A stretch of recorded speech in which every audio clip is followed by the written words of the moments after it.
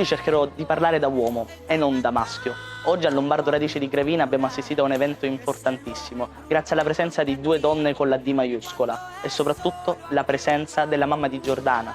Giordana era una studentessa del nostro liceo, ex studentessa, ma che per noi sarà sempre studentessa, perché sarà sempre in una piccola parte del nostro cuore. E oggi è stato un evento importantissimo perché, diciamo, la presenza di queste strepitose donne ha fatto partecipare tutti all'incontro, hanno sensibilizzato tutti i ragazzi che, ricordiamo, hanno un'età di 15-16 anni perché era presente il biennio e il triennio, e l'hanno affrontato con grandissima maturità. E proprio, diciamo, l'esperienza e la forza di una donna come la mamma di Giordana ha reso possibile un evento del tutto interattivo, se così possiamo definirlo. E quindi io voglio in primis ringraziare la mamma di Giordana, ma anche la dottoressa e la mia fiduciaria di pesso, la professoressa Lombardo, e anche le due professoresse Balisteri e la professoressa Bellofiore, che hanno reso possibile tutto ciò.